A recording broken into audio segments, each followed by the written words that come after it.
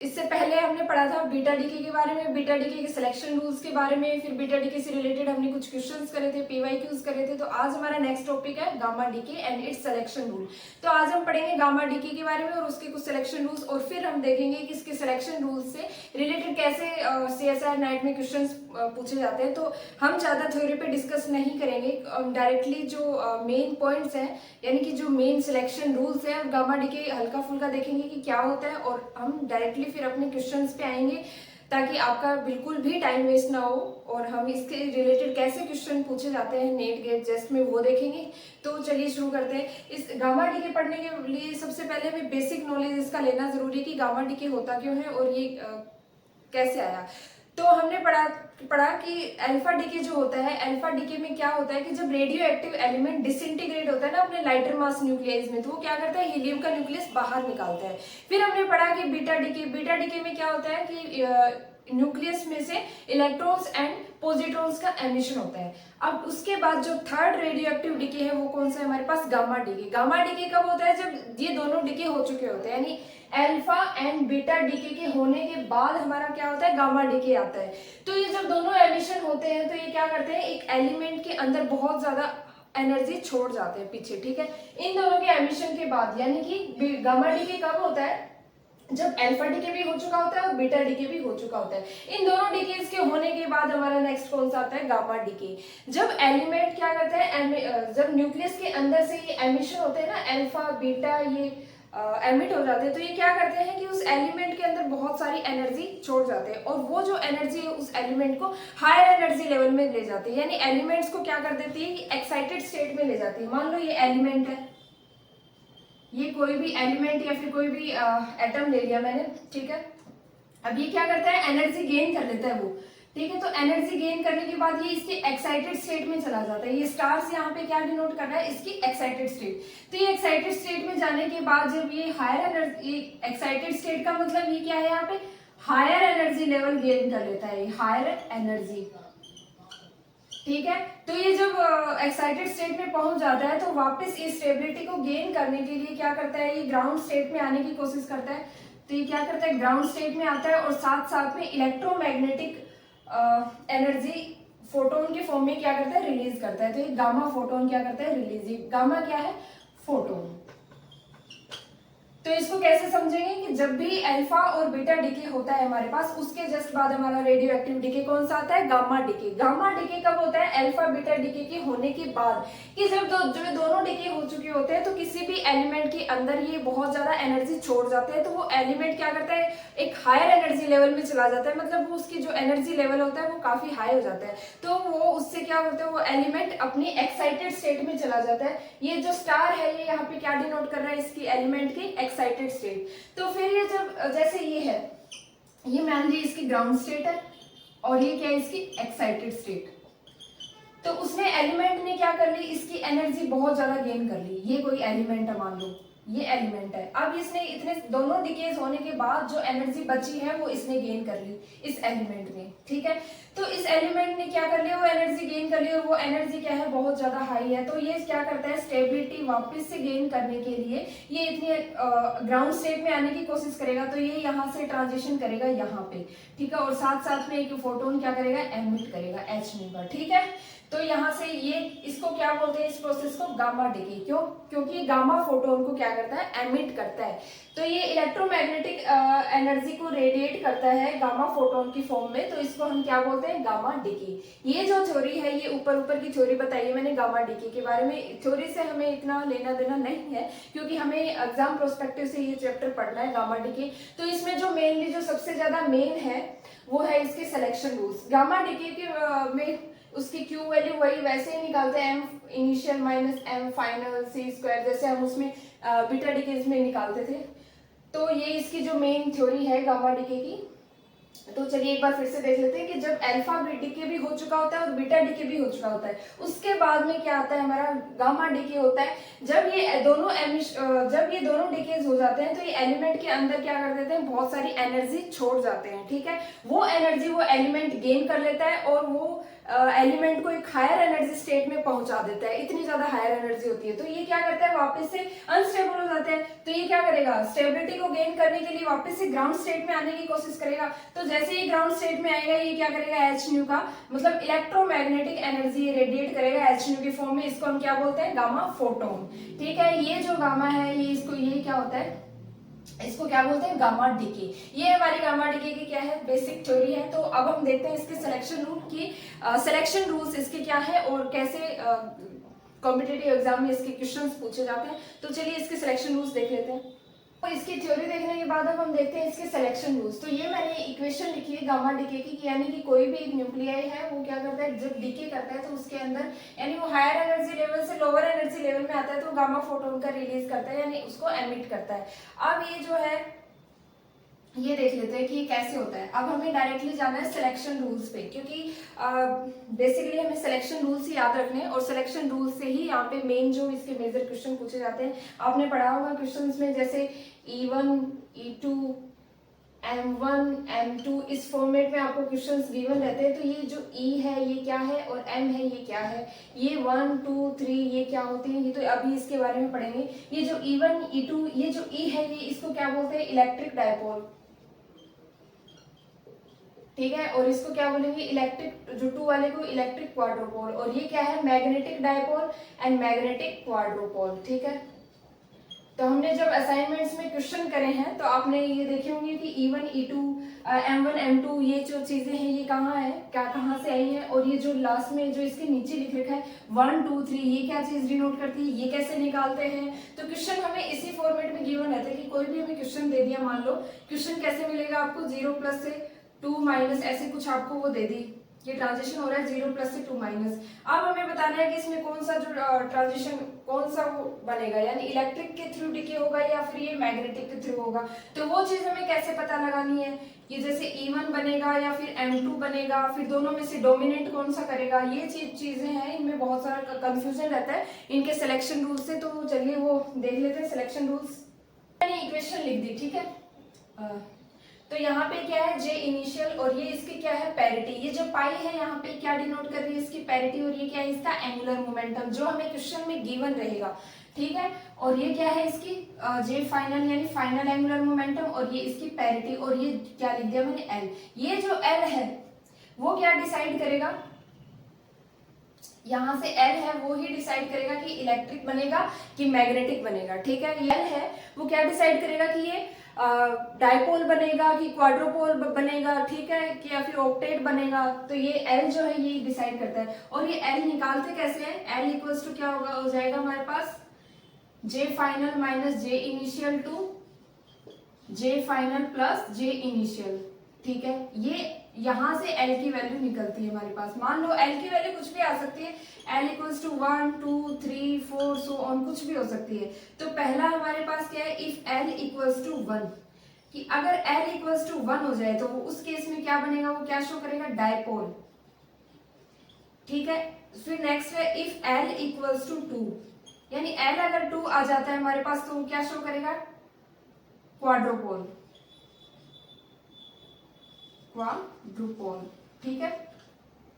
यहाँ पे monopole exist नहीं करेगा, आप इस बात में कंफ्यूजन मत हो जाना कि अगर ये 1 से स्टार्ट हो रहा है तो आप इसको मोनोपोल बोल दो, नहीं, इसके अंदर मोनोपोल नहीं बनता। ये जो स्टार्टिंग ही होती है इसकी डायपोल से होती है। एल इक्वल्स टू 1 है तो वो डायपोल बनेगा, एल इक्वल्स टू 2 है तो वो क्वाड्रोपोल बनेगा, एल इक्वल्स टू सिमिलरली 3 है तो वो कुछ और बनेगा, ऐसे चलता रहेगा ये, ठीक है। तो यहाँ से हमें क्या ध्यान रखना है कि यहाँ पे मोनोपोल नहीं बनेगा, ठीक है। इसकी जो स्टार्टिंग है वो किससे होगी, डायपोल से होगी।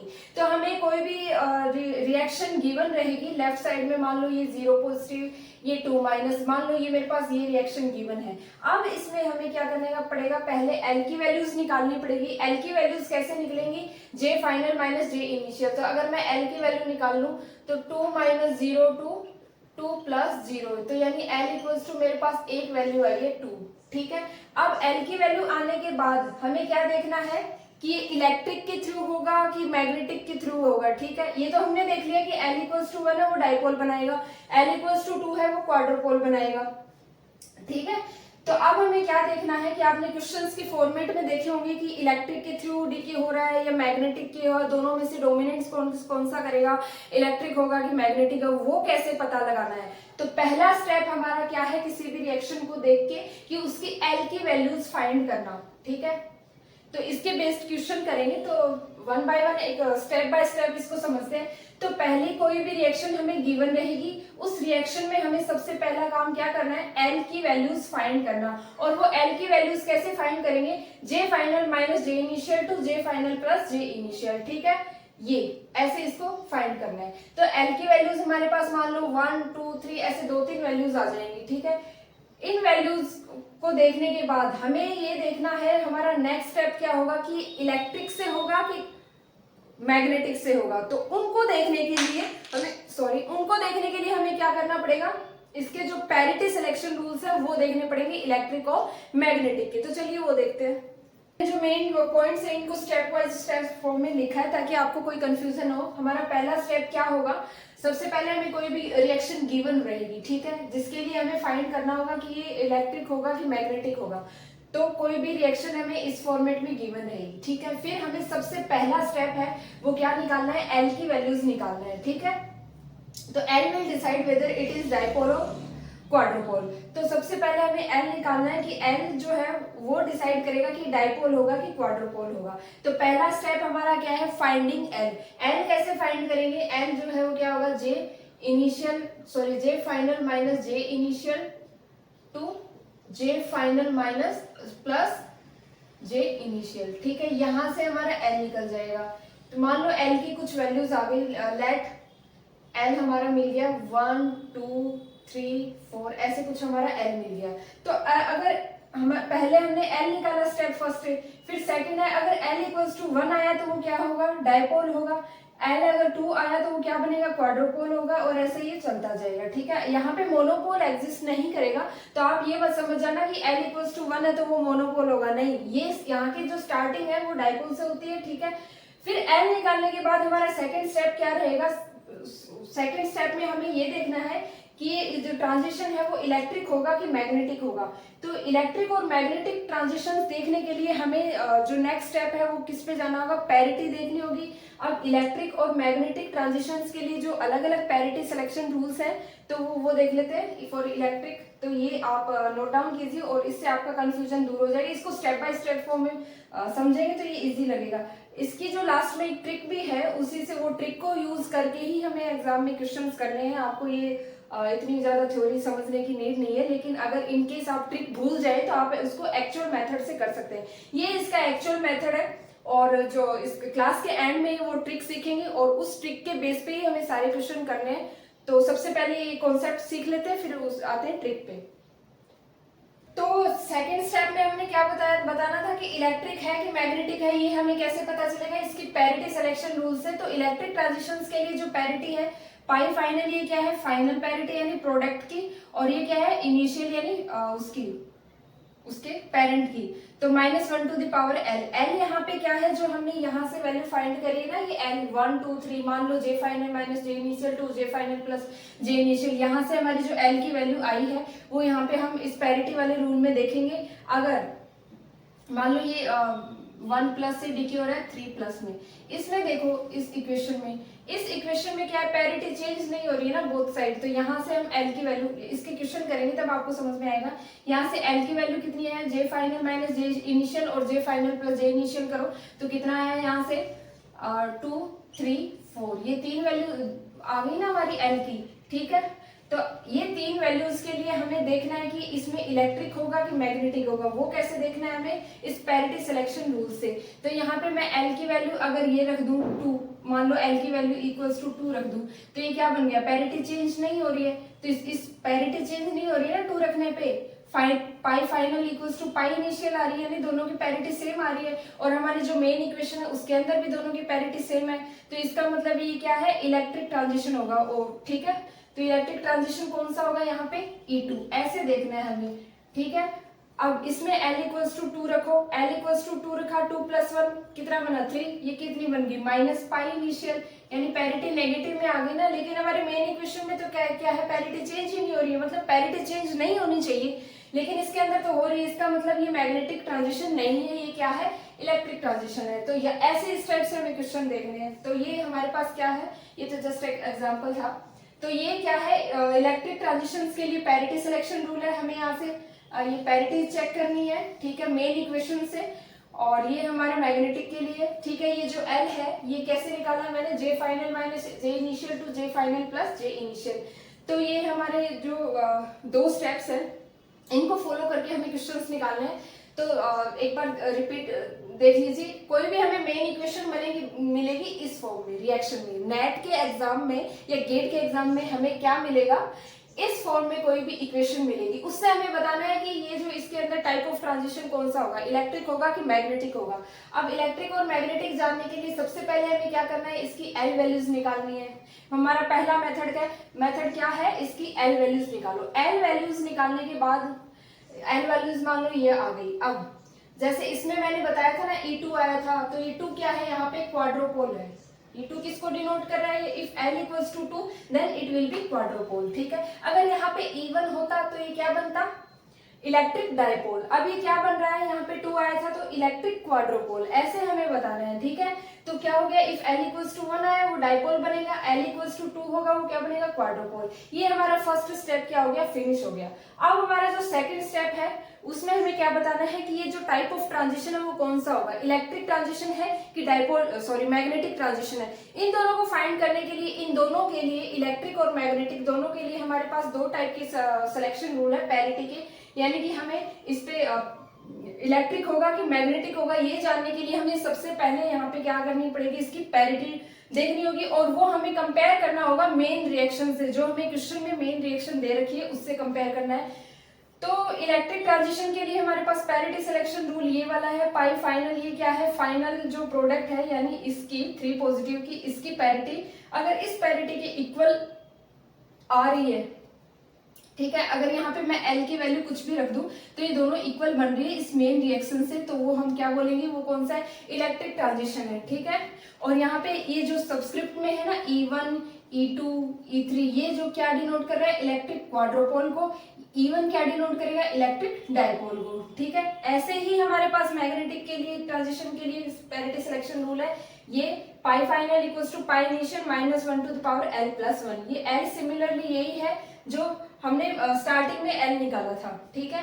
तो आप इसको नोट डाउन कीजिए और ये जो सिलेक्शन रूल है इसको देख लीजिए। ये जो मेन कॉन्सेप्ट है ये उसके ऊपर बेस्ड है। लास्ट में हम इसकी एक ट्रिक देख लेंगे जिससे आपको कंफ्यूजन नहीं होगा कि इसको लर्न कैसे करना है। तो अगर आपको कॉन्सेप्ट याद हो तो आप इसको अटकेंगे नहीं, लेकिन अगर आप वो ट्रिक याद कर लेते हैं तो ट्रिक तो हम भूल जाते हैं ना, तो याद नहीं रख पाते। तो इसलिए आप दोनों से इसको समझ लीजिए, इसके ट्रिक से भी और इसके मेन कॉन्सेप्ट से भी। सिलेक्शन रूल को अच्छे से समझने के लिए मैंने एक एग्जांपल लिया है। तो हमने देखा है कि जो पैरिटी है वो क्या डिसाइड करती है, पैरिटी डिसाइड करेगी कि इलेक्ट्रिक ट्रांजिशन होगा कि मैग्नेटिक ट्रांजिशन होगा। दोनों के लिए हमने देख भी लिए थे, तो यहाँ पे एक बार लिख लेते हैं। इलेक्ट्रिक ट्रांजिशन के लिए पैरिटी सिलेक्शन रूल क्या था, इलेक्ट्रिक ट्रांजिशन, ठीक है। पैरिटी सिलेक्शन रूल क्या था, pi final equals to pi initial -1 to the power L, ठीक है। ये इसके लिए था। और मैग्नेटिक के लिए क्या था, मैग्नेटिक ट्रांजिशन के लिए क्या था, pi final equals to pi initial -1 to the power L + 1। अब सबसे पहला हमारा मेन टास्क क्या है, स्टेप फर्स्ट मैंने क्या लिखा था, फाइंडिंग L वैल्यूज की। हमें L की वैल्यू निकालनी है। तो L की वैल्यू कैसे निकालेंगे, J final minus J initial to J final minus J initial. तो मैं सबसे पहले कौन सा स्टेप लगा रही हूँ, स्टेप फर्स्ट। ऐसे क्वेश्चन में इस टाइप की रिएक्शन दी हुई मिलेगी और हमें पूछेगा कि वो इलेक्ट्रिक ट्रांजिशन होगा कि डायपोल बनेगा, इलेक्ट्रिक क्वाड्रोपोल बनेगा कि इलेक्ट्रिक डायपोल, या फिर मैग्नेटिक बनेगा कि मैग्नेटिक डायपोल, ठीक है। ये बताना रहेगा। तो सबसे पहले हमने L की वैल्यूज निकाली है इस रिएक्शन को देख के, क्वेश्चन इसी फॉर्मेट में रहेगा। तो L की वैल्यूज निकाल ली, ठीक है। वो कैसे निकालेंगे, इन दोनों के एंगुलर मोमेंटम का वेक्टोरियली इनको ऐड करना है। तो एक बार देखो, 9/2 -½ टू 9/2 प्लस हाफ। तो यहाँ से जो L की वैल्यू है वो कितनी आ गई, L इक्वल्स टू हमारे पास बन गया 4 और 5, ये L की वैल्यूज मिल गई। अब ठीक है, हमारा जो नेक्स्ट स्टेप है वो कौन सा है, स्टेप 2। स्टेप 2 में हमें ये देखना है कि इलेक्ट्रिक होगा कि मैग्नेटिक होगा। ठीक है, इलेक्ट्रिक और मैग्नेटिक देखने के लिए हमें क्या करना पड़ेगा, इसकी जो पैरिटी है वो चेक करनी पड़ेगी। तो सबसे पहले हम देखते हैं L इक्वल्स टू 4 के लिए। सबसे पहले हमें क्या देखना है, L इक्वल्स टू 4 के लिए। अब मेन जो रिएक्शन है उसके अंदर पैरिटी चेंज हो रही है। ठीक है, यहाँ पे माइनस है लेफ्ट साइड और राइट साइड में क्या है, प्लस है। सबसे पहले आप मेन इक्वेशन को देखो। पैरिटी चेक करने से पहले आपको क्या देखना है, ये जो मेन इक्वेशन है, ये जो मेन रिएक्शन है, इसमें पैरिटी चेंज हो रही है या नहीं, फिर उससे हमें कंपेयर करना है। अगर इसमें पैरिटी चेंज हो रही है तो ठीक है, देखो इसमें चेंज हो रही है तो हमें क्या करना है, इलेक्ट्रिक चेक करती हूँ कि इलेक्ट्रिक होगा कि नहीं। इलेक्ट्रिक ट्रांजिशन, इसके लिए क्या करना है, इसके लिए चेक करती हूँ। तो मैं pi final equals to pi initial -1 to the power L है। ठीक है, अब pi initial -1 to the power 4, ये क्या बन गया, पाई इनिशियल, यानी जो पाई फाइनल है वो पाई इनिशियल के बन गया। अब इसमें तो पैरिटी सेम आ रही है इलेक्ट्रिक ट्रांजिशन में।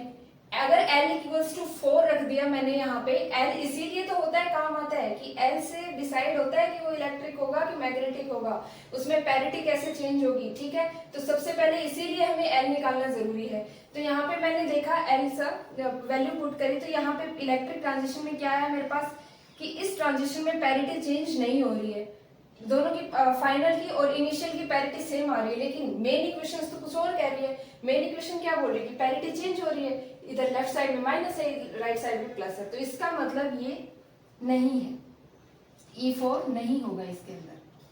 ठीक है, इलेक्ट्रिक तो नहीं है ये। फिर देखते हैं मैग्नेटिक ट्रांजिशन, इसका मैग्नेटिक ट्रांजिशन देख लेते हैं। मैग्नेटिक ट्रांजिशन में क्या था, पाई फाइनल जो है वो किसके इक्वल है, pi initial -1 to the power L plus 1। अब यहाँ पे pi final equals to pi initial -1 to the power L की वैल्यू मैंने क्या ली थी, L इक्वल्स टू 4 के लिए देख रही हूँ, मेरे पास दो वैल्यूज आई ना। अगर यहाँ पे 6, 7, 8 होता तो हम सबके लिए अलग अलग देखते। ठीक है, अब मैंने सबसे पहले L इक्वल्स टू 4 के लिए देख रही हूँ, तो यहाँ पे 4 + 1 किया 5 आया। तो यानी कि जो पाई फाइनल है वो माइनस आ रहा है पाई ऑफ इनिशियल के, इसमें पैरिटी चेंज हो रही है, इसमें नहीं हो रही, तो ये हमने नहीं लिया। हमें मेन इक्वेशन से कंपेयर करना है। अगर मेन इक्वेशंस की पैरिटी इनकी किसी भी पैरिटी एक से मैच हो रही है तो हमें वही ट्रांजिशन लेना है। तो अब इसमें मैच नहीं हो रही ना इससे इलेक्ट्रिक से, तो इसलिए हमने बोल दिया कि इसमें इलेक्ट्रिक नहीं है। ठीक है, लेकिन इसमें क्या है, पैरिटी चेंज हो रही है, यानी कि इसमें भी पैरिटी चेंज है, जो इससे कंपेयर किया तो इसमें भी पैरिटी चेंज है। तो इसका मतलब यहाँ पे कौन सा ट्रांजिशन होगा, M4। अब ये जो आपने देखा होगा E1, E2, E3, E4, ये जो E1 है ये इलेक्ट्रिक को शो करता है, और ये जो 1, 2, 3 और ये जो होते हैं ना 4 इसके नीचे, वो किसको शो करते हैं, इसकी L वैल्यूज को शो करते हैं। तो यहाँ पे इसलिए मैंने इसको M4 क्यों लिखा है कि क्या शो कर रहा है कि ये तो मैग्नेटिक है और इसका जो L वैल्यू है वो कौन सा है, 4 है, यानी 4 L इक्वल्स टू 4 वैल्यू पे क्या दे रहा है, मैग्नेटिक ट्रांजिशन शो कर रहा है। तो यहाँ से तो ये हो गया M4। ठीक है, अब L इक्वल्स टू 5 लेके देखते हैं हम। तो चलिए L इक्वल्स टू 5 के लिए देख लेते हैं।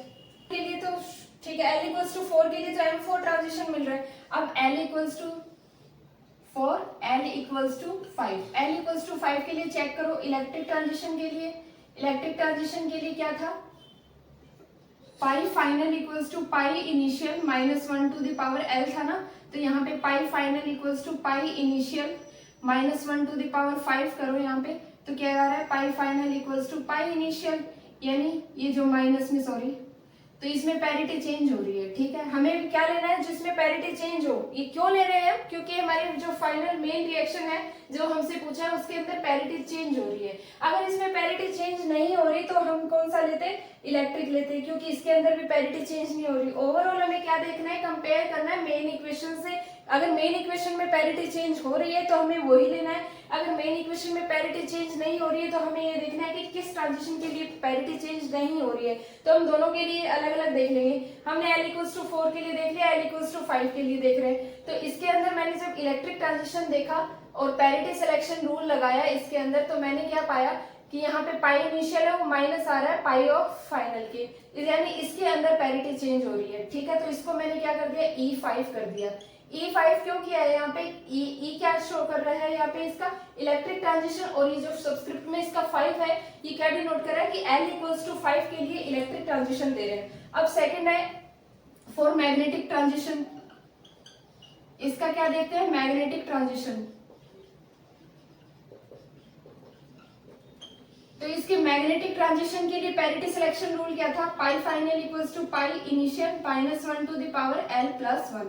अब यहाँ पे करो pi final equals to pi initial minus 1 to the power L equals to 5 था ना, क्योंकि हम 5 के लिए देख रहे हैं, तो 5 प्लस 1 यहाँ पे क्या बन गया, pi final equals to pi initial बन गया, जो कि क्या है हमारा पैरिटी इसके अंदर चेंज नहीं हो रही है। तो हमें कौन सा लेना है जिसमें पैरिटी चेंज हो रही है, तो ये क्या है M5 है, यानी कि M5 तो हम नहीं लेंगे क्योंकि इसमें पैरिटी चेंज नहीं हो रही है। हमें कौन सा लेना है, E5। तो हमारा आंसर क्या बन गया, M4 और E5। ठीक है, हमें अब ये देखना है हमारा फाइनल आंसर क्या बन गया, M4 और E5। अब कई बार हमें ये पूछ लेता है क्वेश्चन में कि इन दोनों में से डोमिनेंट कौन सा करेगा, कि यानी जो L की किस वैल्यू के लिए दोनों क्या करेंगे, डोमिनेट इनमें से कौन सा करेगा, तब हम कंफ्यूज हो जाते हैं क्योंकि क्वेश्चन में एक ही तो मिलता है हमें। अब जैसे ये है M4 और E5, हमारी दो आ गई, दो ट्रांजिशन आ गई कि दोनों शो कर रहा है, M4 भी कर रहा है एंड E5 भी कर रहा है। लेकिन कई बार ऑप्शंस में क्या रहता है, एक ही ऑप्शन मिल रहा होता है इनमें से, तो वो एक ऑप्शन मिलने का मतलब क्या होता है कि इन दोनों में से कोई एक डोमिनेट कर रहा है। ठीक है, तभी हमने जो डोमिनेट करेगा उसको ऑप्शन में लिख दिया। तो अब हम कंफ्यूज हो जाएंगे और ढूंढते रहेंगे E5 को, इस ऑप्शन में तो हमारा E5 भी आ रहा था लेकिन E5 तो ऑप्शन में ही नहीं है, मतलब निकाल कैलकुलेशन करने पे दोनों आ रहे थे ना, M4 और E5, लेकिन ऑप्शन में कौन सा अवेलेबल है, ओनली M4 है, E5 कहाँ चला गया। तो ये हमें इसकी डोमिनेंस देखनी है कि जब भी ऐसे डिफरेंट डिफरेंट L वैल्यूज के लिए आए, दोनों ट्रांजिशन अगर साथ में पॉसिबल है तो वो उनमें से डोमिनेट कौन सा करेगा। तो चलिए उसके लिए देख लेते हैं कि दोनों में से कौन सा डोमिनेट करेगा।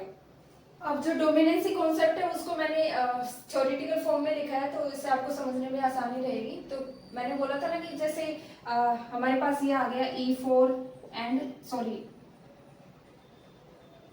M4 and E5। अब इन दोनों में से हमें पूछ ले कि डोमिनेंट कौन सा करेगा। तो डोमिनेंसी देखने के लिए हमारे पास एक कॉन्सेप्ट है कि जो प्रोबेबिलिटी है L+1 की, और टू द प्रोबेबिलिटी तो हमारे पास एक कॉन्सेप्ट है इसको समझने के लिए कि जो प्रोबेबिलिटी L की है वो 10⁵ टाइम्स ज्यादा होती है प्रोबेबिलिटी ऑफ गेटिंग L+1 की, यानी कि जो लोअर वैल्यूज है L की वो ज्यादा डोमिनेट करेगा इसकी हायर वैल्यू L+1 से। ठीक है, तो जब भी ऐसा ट्रांजिशन है जैसे ये M4 और E5 है, इसके अंदर ज्यादा डोमिनेट कौन सा करेगा, M4 वाला, क्योंकि इसमें L की वैल्यू क्या है, कम है। ये E5 क्या है, L+1 है, यानी ये डोमिनेट ना करके ये वाला डोमिनेट करेगा, M4 वाला। तो इसमें यही कॉन्सेप्ट है कि अगर L की वैल्यूज अगर डिफरेंट हो, अब देखो L की वैल्यूज डिफरेंट से क्या मतलब है, ये M4 है और ये E5 है, इसमें L क्या है 4 है, इसके अंदर L क्या है 5 है, तो हो गई ना L की वैल्यूज डिफरेंट। ठीक है, अब जब इसमें L की वैल्यूज डिफरेंट हो तब हमें कैसे पता चले कि कौन सा ज्यादा डोमिनेट करेगा। उस केस में हमें क्या कॉन्सेप्ट है हमारे पास कि जो प्रोबेबिलिटी L है, यानी जो जिसकी L की वैल्यू कम है वो क्या करेगा, ज्यादा डोमिनेट करेगा। अब इन दोनों में से L की वैल्यूज कम किसके लिए, M4 के लिए, यानी M4 वाला ज्यादा डोमिनेट करेगा। ऑप्शन में अगर कैलकुलेशन से आपके ये दोनों आ रहे हैं और आपको डोमिनेंट वाला पूछा है कि मोर इफेक्टिव इसमें से कौन सा होगा, तो मोर इफेक्टिव ट्रांजिशन वो वाला होगा जिसकी L की वैल्यू क्या होगी, कम होगी। ये सिर्फ उसी के लिए एप्लीकेबल है जब L की वैल्यूज क्या हो, डिफरेंट हो। जैसे इसके अंदर आई थी ना M4 एंड E5, इसमें L की वैल्यूज डिफरेंट थी, तो इसलिए हमने बोल दिया कि जो प्रोबेबिलिटी है L की वो ज्यादा होती है किससे, प्रोबेबिलिटी ऑफ L+1 से। अब अगर L की वैल्यू सेम हो, मान लो E2 एंड M2 आ जाए सॉल्यूशन से, ये इसका नहीं है लेकिन मैं ऐसे रैंडमली ले रही हूँ, E2 एंड M2 ये बन जाए, तो इसमें से ज्यादा डोमिनेंट कौन सा होगा, इसमें तो L की वैल्यू सेम है, तो इसमें क्या होगा, जो प्रोबेबिलिटी होती है इलेक्ट्रिक की ट्रांजिशंस की वो ज्यादा होती है किससे, मैग्नेटिक ट्रांजिशन से। तो अगर ये कैलकुलेशन से हमारे दोनों बन रहे हैं, अगर ज्यादा इफेक्टिव पूछे तो कौन सा होगा, इलेक्ट्रिक वाला ज्यादा डोमिनेट करेगा। ठीक है, तो हमें ऑप्शन में देख के पता लगाना है, अगर दोनों फॉर्मेट दे रखे तो आप लोग दोनों को टिक करना है, लेकिन जब कोई एक पूछे तो उसमें ज्यादा डोमिनेंसी किसकी होगी, इलेक्ट्रिक वाले की। ठीक है, ये जो 2 है ये क्या शो कर रहा है, इसका क्वाड्रोपोल। ठीक है, मैंने बताया था ना, ये डायपोल होगा कि क्वाड्रुपोल होगा, ये इसकी एल वैल्यूज से पता चलता है। तो जब भी एल जो है वो सेम हो, यानी एल अगर मेरे पास 2 ऐसे करके आ जाए, तो उस केस में हमें क्या बताना है कि कौन सा डोमिनेट करेगा, जो इलेक्ट्रिक वाला होगा वो ज्यादा डोमिनेट करेगा। तो ये कॉन्सेप्ट है। तो अगर आपको कंफ्यूजन लगे डोमिनेशन कॉन्सेप्ट को तो आप इसको समझ लें, ठीक है। अब चलते हैं अपनी मेन ट्रिक की। ये तो हमारा कॉन्सेप्ट हो गया, ठीक है। तो अब देखते हैं हमारी जो मेन ट्रिक है, उस ट्रिक को देख के क्वेश्चंस कैसे सोल्व करने हैं। ट्रिक है जिसका आपको सबसे ज्यादा वेट था, क्योंकि हर कोई क्वेश्चन जो नेट में है वो उस कॉन्सेप्ट पे तो कर नहीं सकता, क्योंकि इससे थोड़ा सा कंफ्यूजन हो जाता है स्टूडेंट्स को। तो ये वो मेन ट्रिक है जिसपे आपको कुछ भी सोचने की नीड नहीं है, आपको डायरेक्टली ट्रिक लगा के उन क्वेश्चंस को करना है, और आपका वो ट्रिक लगा के 3.5 नंबर का या 5 नंबर का क्वेश्चन जो है वो करेक्ट हो जाएगा, ठीक है। ये क्या है, ब्रह्मास्त्र है इस पूरे गामा डीके का, ठीक है। तो कैसे देखते हैं, सबसे पहले आपको क्या करना है, E1 E2 E3 E4 E5 जहां तक ये चल रहा है आपको मार्क करना है। ऊपर आप क्या लिखेंगे, E1 E2 E3 and E4। ये ऊपर ये मैंने क्यों लिखे हैं और नीचे ये वाले क्यों लिखे हैं, क्योंकि मैंने आपको बोला था कि जो इलेक्ट्रिक वाला है वो ज्यादा क्या करेगा, डोमिनेट करेगा। अगर एल वैल्यूज सेम है, अब देखो इसकी एल वैल्यूज क्या है, सेम है, इसकी भी सेम है, तो हमने पीछे डोमिनेंसी कॉन्सेप्ट से क्या देखा है कि इलेक्ट्रिक और मैग्नेटिक की अगर एल वैल्यूज सेम हो तो इलेक्ट्रिक वाला ज्यादा डोमिनेट करेगा।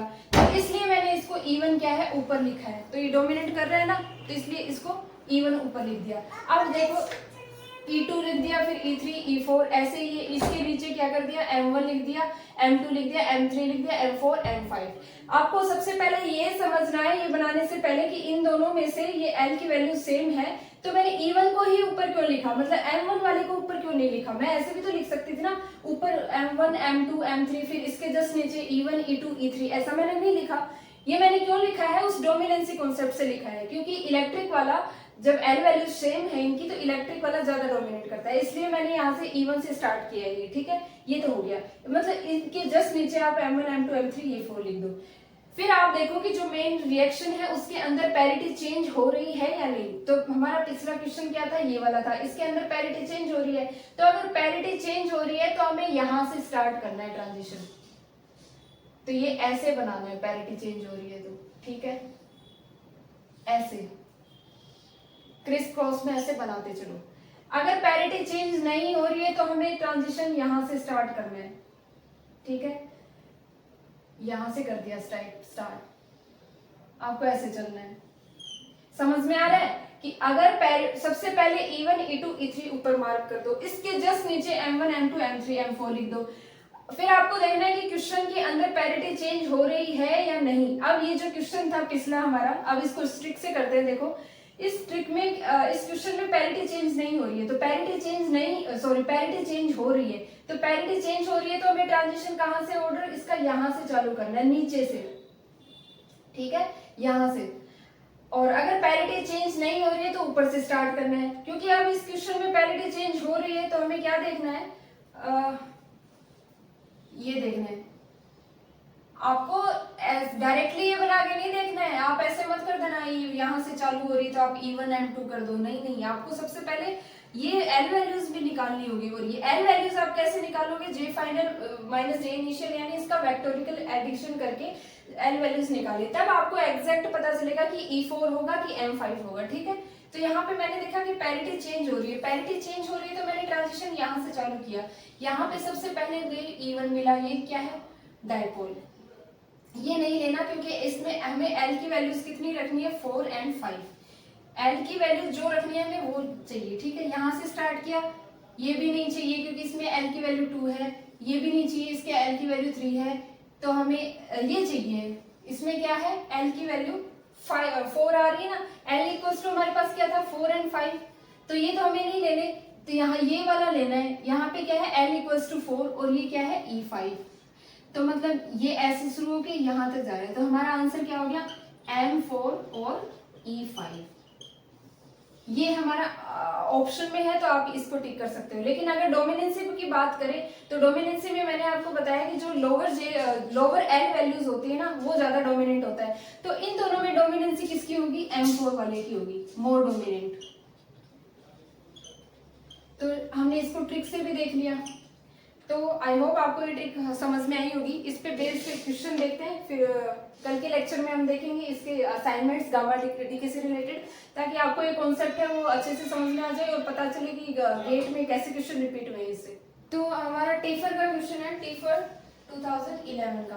तो इसमें क्या पूछा है, कोई एक्साइटेड एटॉमिक इलेक्ट्रॉन है वो स्पॉन्टेनियस ट्रांजिशन हो रहा है उसमें 3d 3/2 स्टेट से 2p हाफ स्टेट में। तो इसके लिए हमें बताना है कि जो ट्रांजिशन है वो इलेक्ट्रिक होगा कि मैग्नेटिक होगा। तो कौन से एल वैल्यूज के लिए इलेक्ट्रिक और magnetic both type of transition show करेंगे। तो इस केस में हमें पता नहीं लग पा रहा ना कि ये प्लस स्टेट में है माइनस स्टेट में। तो कैसे देखना है, देखो ये क्या है 3/2, ये ऐसे लिखा हुआ है। ये d जो है, d के लिए l की वैल्यूज कितनी होती है, 2 होती है ना। तो ठीक है, पैरिटी कैसे निकालेंगे, -1 टू द पावर l। तो यानी ये जो l की वैल्यू 2 है तो स्क्वायर बन के क्या हो जाएगा, प्लस पैरिटी शो करेगा। तो यानी 3/2 पॉजिटिव है यहाँ पे ये, और ये क्या है 1/2 नेगेटिव है, ये ऐसा है। तब इस मैंने क्या कहा था, मेन रिएक्शन से अपने को पहचानना है इस पैरिटी से।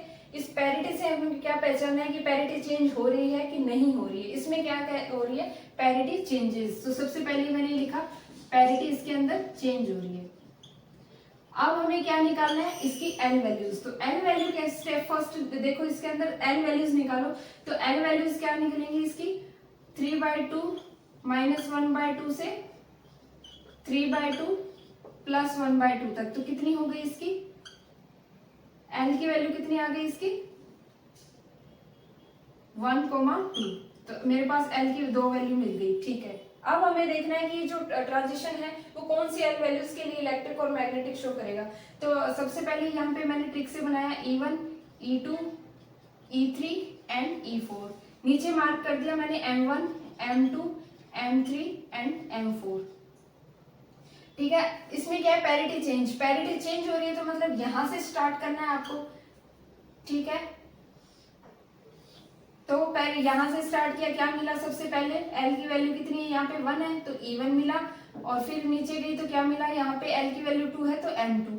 तो मतलब कौन सा हो गया, E1 एंड M2, ये दोनों मेरे को मिल गए। तो देखो कितना आसान हो गया ना इस ट्रिक से। आप कॉन्सेप्ट से भी कर सकते हो, अगर आपको ट्रिक नहीं याद है तो कॉन्सेप्ट से भी इजी है। कॉन्सेप्ट से कैसे करना है, सबसे पहले वही एल की वैल्यू आपको फाइंड आउट करनी है, फिर आपको इलेक्ट्रिक और मैग्नेटिक ट्रांजिशन रूल से उसकी पैरिटीज देखनी है। पैरिटीज में भी वही आपको मैंने लिखवाई थी पीछे, तो उस कॉन्सेप्ट से भी आप कर सकते हो। अगर आपको ट्रिक से इजी लग रहा है तो आप ट्रिक से भी कर सकते हो। तो हमारा आंसर क्या आ गया E1 एंड E2, मतलब सॉरी E1 एंड M2, यानी कि ए ऑप्शन इसका क्या है, करेक्ट है। तो आप स्टेप बाय स्टेप इसको देखेंगे तो आपको बिल्कुल आसान लगेगा, कहीं भी इसके अंदर दिक्कत नहीं आएगी। तो आज के लेक्चर में बस इतना ही। मिलते हैं कल इसके असाइनमेंट्स प्रॉब्लम के साथ। इसके जो मिसलेनियस क्वेश्चंस हैं गामा डीके से वो कैसे बनते हैं, टीफर के और जेस्ट के जो क्वेश्चंस हैं पीवाईक्यू, कल वो देखेंगे। तो आज के लिए बस इतना ही, मिलते हैं कल नए लेक्चर के साथ, तब तक के लिए बाय।